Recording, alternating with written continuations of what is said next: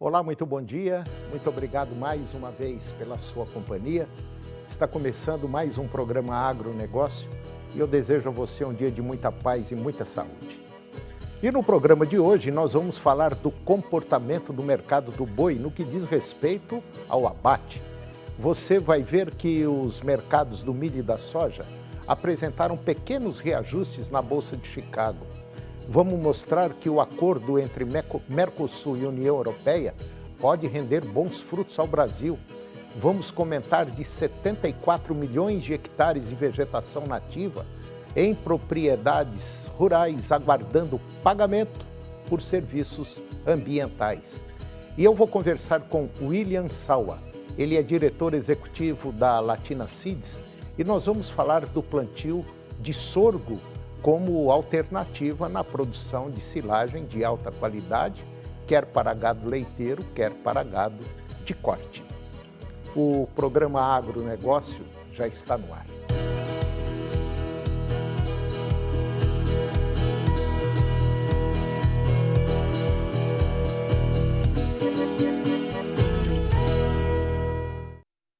Eu começo o programa de hoje falando como se comportou o mercado do boi no que diz respeito ao abate. Os resultados da produção animal no terceiro trimestre deste ano apontam que o abate de bovinos subiu 15,3% frente ao mesmo período do ano passado e 3,9% em comparação ao trimestre anterior. Foi a primeira vez em que o abate de bovinos atingiu mais de 10 milhões de cabeças em um trimestre. No terceiro trimestre deste ano, foram abatidas 10 milhões 370 mil cabeças de bovinos sob algum tipo de inspeção sanitária. Na comparação com o mesmo período do ano passado, houve um aumento de 15,3%, em relação ao segundo trimestre de 2024. O crescimento foi de 3,9%. Julho foi o mês de maior atividade do trimestre, com um abate total de 3,5 milhões de cabeças, variação positiva de 22,6% em relação ao mesmo mês do ano anterior. O abate de fêmeas teve alta de 19,6%, em relação ao terceiro período do ano passado, ainda influenciado pela queda do preço dos bezerros no comparativo anual, enquanto o abate de machos subiu 12,5%. As exportações do trimestre atingiram um novo recorde de 706 mil toneladas, aumento de 30,6% na comparação anual, com recordes para julho, agosto e setembro, segundo a SECEX. O abate de 1.370.000 cabeças de bovinos a mais no terceiro trimestre deste ano, em relação ao mesmo período do ano anterior, ele foi impulsionado por aumentos em 25 das 27 unidades da federação. Entre aquelas com maior participação nacional, a partir de 1%, os incrementos mais significativos ocorreram em Mato Grosso, que teve um aumento de 291 mil cabeças. Minas Gerais cresceu 185 mil. Mato Grosso do Sul, 178 mil animais. São Paulo, 168 mil cabeças. O Pará, 136 mil. Goiás, 97 mil animais. Rondônia teve um crescimento de quase 72 mil cabeças e a Bahia, 55 mil animais.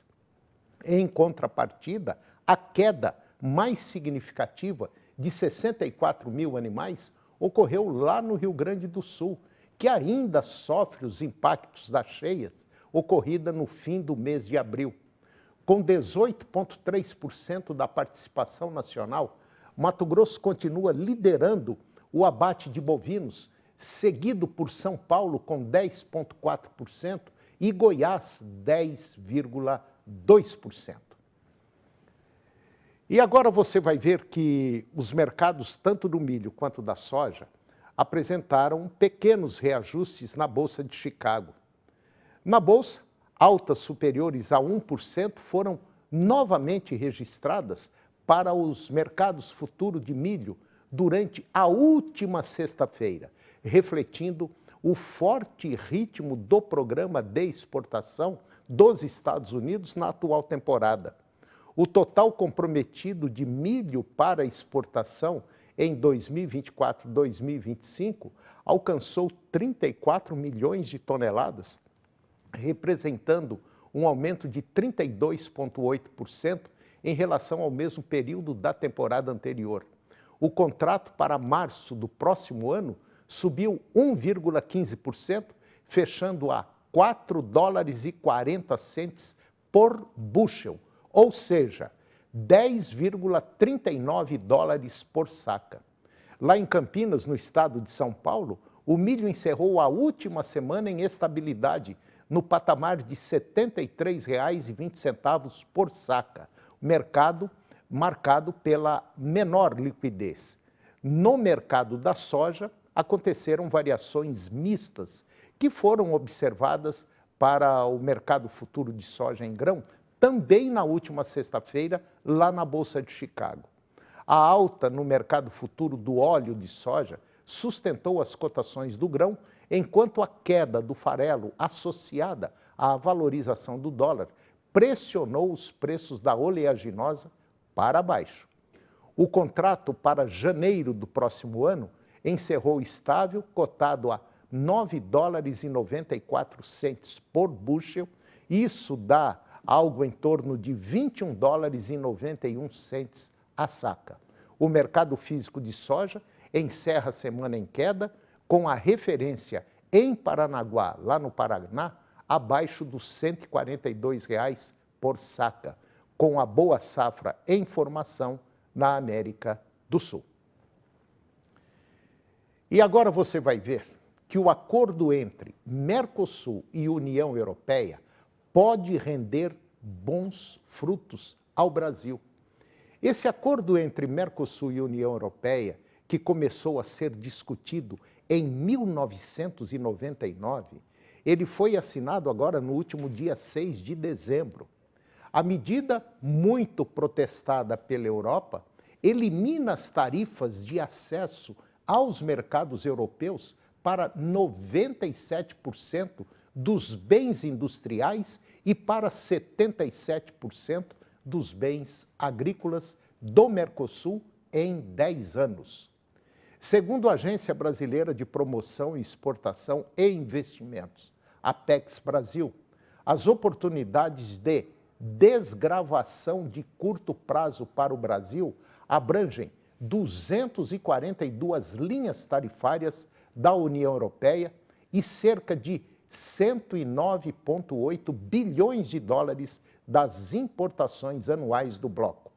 O acordo entre o Mercosul e a União Europeia envolve 25% da economia global e 780 milhões de pessoas.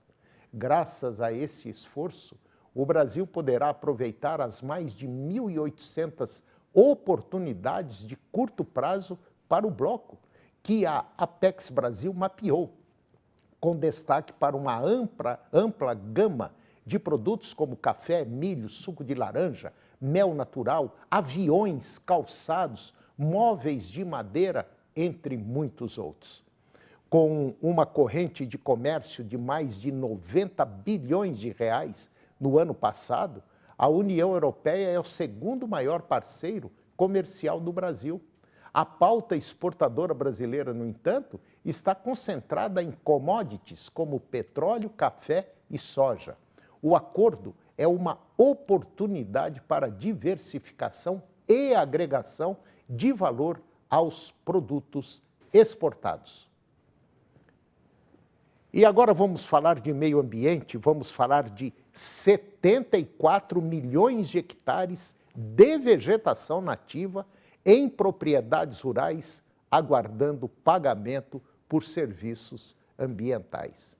Esse dado, ele é do terceiro panorama do Código Florestal realizado pelo Centro de Sensoriamento Remoto da Universidade Federal de Minas Gerais, UFMG, E esses dados apontam que o Brasil tem, em média, 74 milhões de hectares de vegetação nativa em propriedades rurais que estão aguardando pagamentos por serviços ambientais.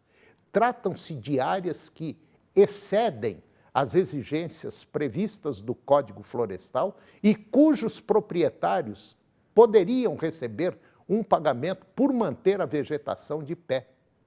Ao todo, de acordo com o pesquisador associado do Centro de Sensoriamento Remoto da Universidade Federal de Minas Gerais, o Felipe Nunes, que ele é o coautor do estudo, desse estudo, o terceiro panorama do Código Florestal, identificados também mais de 200 mil imóveis em situação irregular e de possível fraude.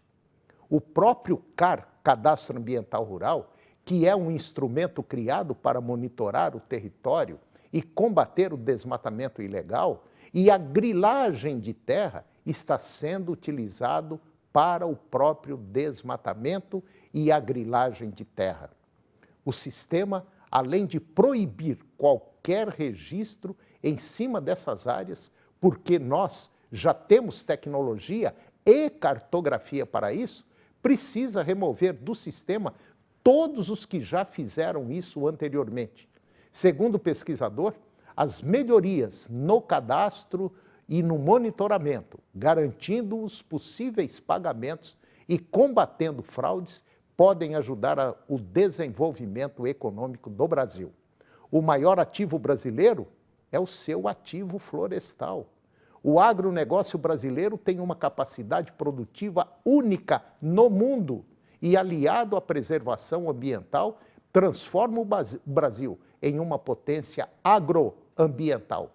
Se o Brasil tem essa disponibilidade de milhões e milhões de hectares de vegetação preservada e uma produção agrícola pujante, pode-se ter, então, a liderança de uma nova agenda mundial, não só nacional, como mundial, de pagamento com serviços ambientais, de sustentabilidade agrícola, mas também implementar um dos maiores programas de restauração florestal em larga escala no mundo. E depois do intervalo eu vou conversar com o William Sawa, diretor executivo da Latina Seeds, e nós vamos falar do projeto Diamantino, nós vamos falar do plantio de sorgo como alternativa na produção de silagem de alta qualidade, tanto para gado leiteiro quanto para gado de corte. Nós voltamos já, é um minuto só.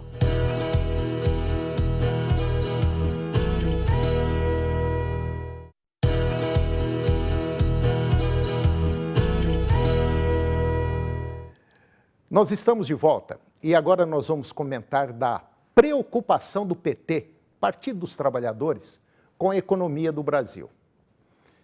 Em resolução que foi divulgada agora no último sábado, dia 7 de dezembro, o Diretório Nacional do PT atacou o mercado e o Banco Central, citando nominalmente o presidente da entidade, Roberto Campos Neto. Para o partido, para o PT, o potencial econômico do Brasil não está sendo explorado devido à sabotagem do atual presidente do Banco Central, Campos Neto. O cenário só não é mais promissor devido à sabotagem deliberada do Banco Central de Roberto Campos Neto, que comanda a autarquia com viés político partidário. É uma espécie de serviçal do sistema financeiro que atua inventando todos os tipos de falsos pretextos para que os juros sejam elevados em benefício dos banqueiros e iniba a atividade econômica brasileira. Pelo menos é o que afirmou o partido PT em nota. Um outro alvo direto de críticas dos petistas foi o mercado representado na nota do partido pela Avenida Faria Lima. A Avenida Faria Lima é lá em São Paulo, que concentra sede de bancos e outras instituições financeiras. O mercado reagiu mal, ao pacote fiscal anunciado pelo governo federal.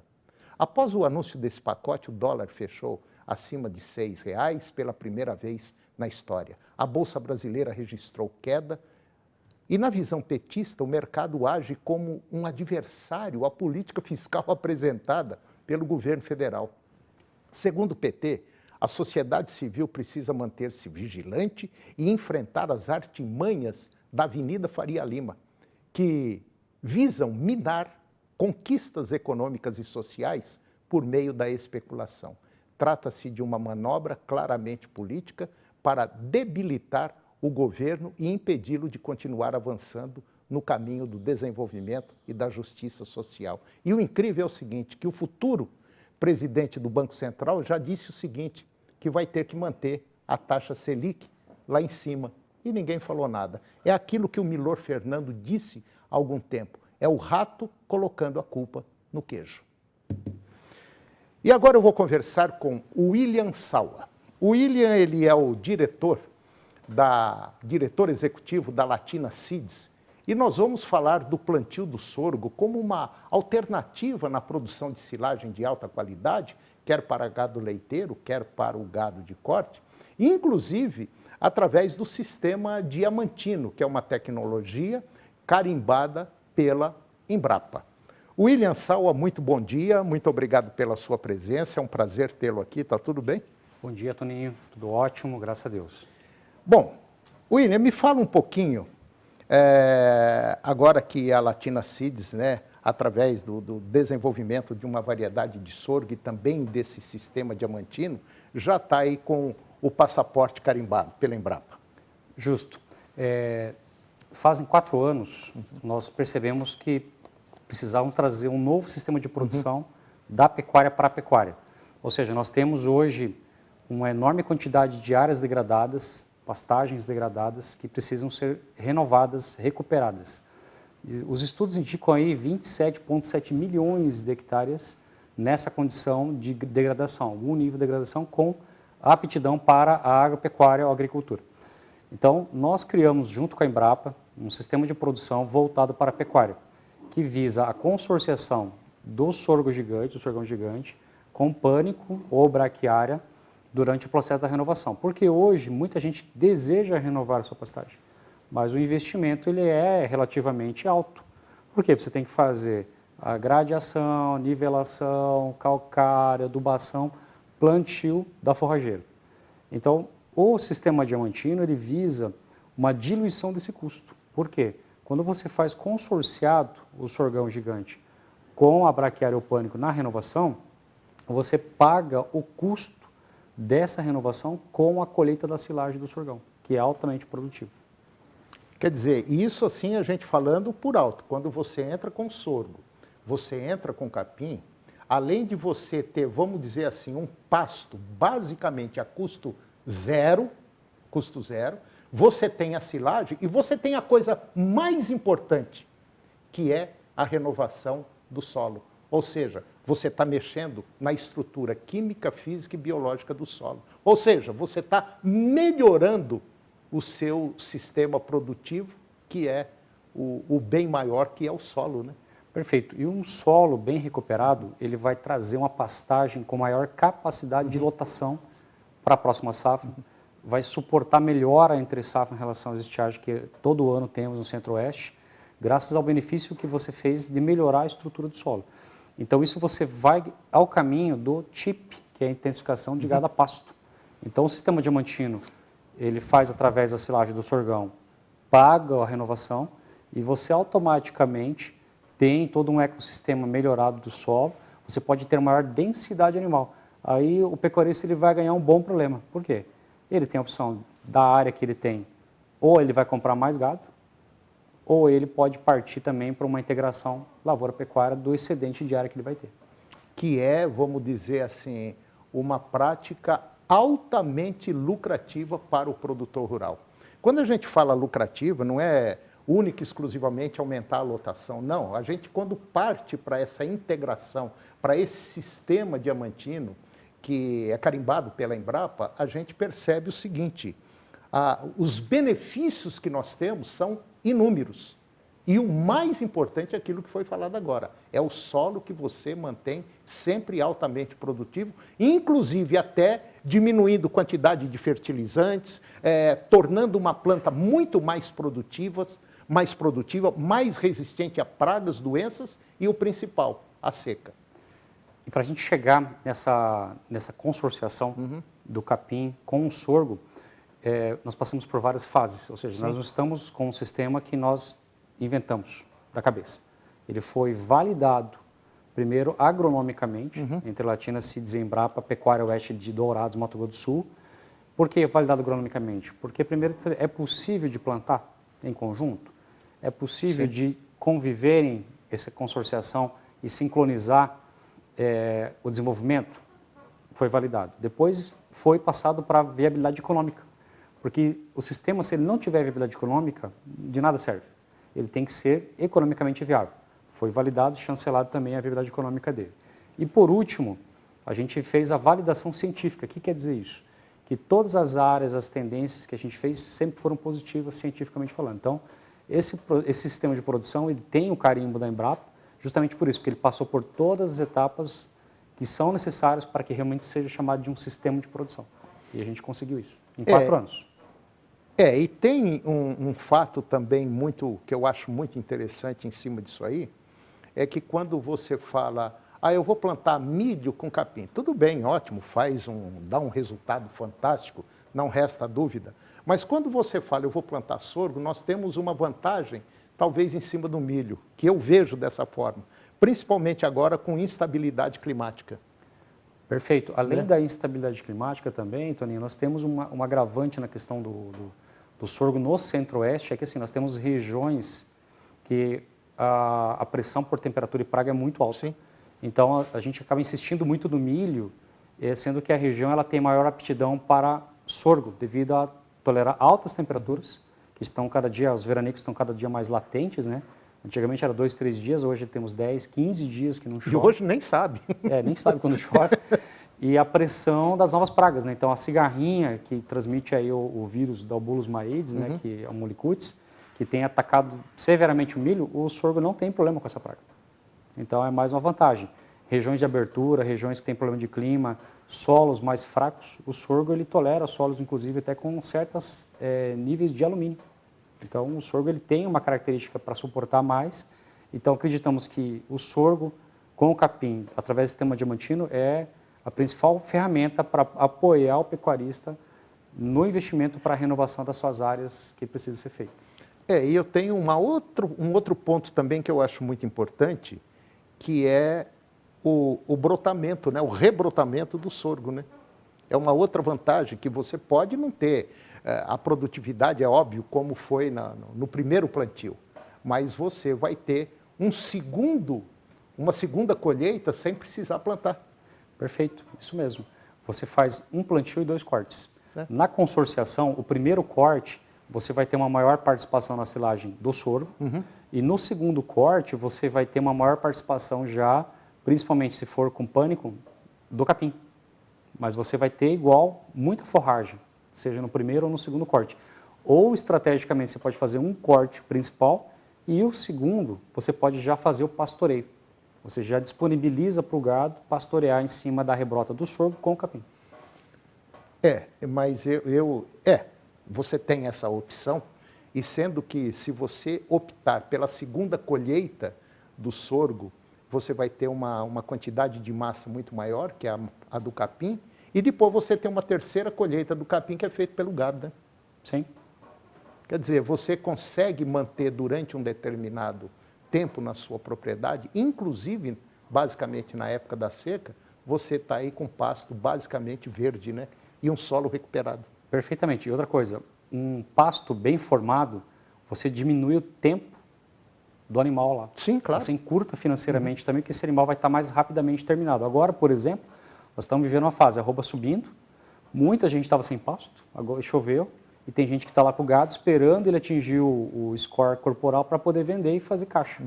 Então, se você tivesse uma pastagem bem formada, você já poderia estar antecipando a venda, aproveitando essa janela do preço alto agora. Então, tudo é planejamento forrageiro. E o sistema diamantino vem para ajudar nesse planejamento forrageiro aí. E pode ter certeza de uma coisa, muita gente, isso é comum do ser humano e é comum também do produtor rural. Ah, mas isso aí fica caro por hectare. Caro é você chegar na época da seca e não ter comida. Caro é você ficar rezando agora para chover para o seu pasto sair, sendo que você tem condição tranquilamente, através do sistema diamantino, que é o sorgo com capim, você ter uma, duas e uma terceira colheita do capim que é feita pelo boi. Aí é barato. Caro é quando você faz e não dá resultado. Bom, William Sawa, diretor executivo da Latina Seeds, foi um prazer tê-lo aqui. Eu acho que essa é uma nova saída, é uma saída inteligente, uma saída, vamos dizer, com resultados positivos e relativamente barata para você reformar a pastagem na sua propriedade. Muito obrigado e eu espero trazê-lo mais vezes aqui com outros resultados do sistema diamantino. Obrigado. Obrigado, Tony. Eu gostaria de, se possível, disponibilizar daí o link para quem tiver interesse em saber como implementar o sistema diamantino. Nós vamos passar o link para que vocês possam baixar a circular técnica. Certo. Ele já é um documento oficial dentro do site da Embrapa Brasil. Tá certo. Ele está lá corroborado, então a gente passa o link, quem tiver interesse de conhecer mais, tá combinado. Só baixar a circular. Tá combinado. Obrigado, William. Obrigado, Toninho. E o programa de hoje chegou ao fim. E eu termino o nosso programa com a seguinte frase: mestre não é quem sempre ensina, mas quem sempre aprende. Muito obrigado pela sua companhia, que Deus nos abençoe e até o próximo programa.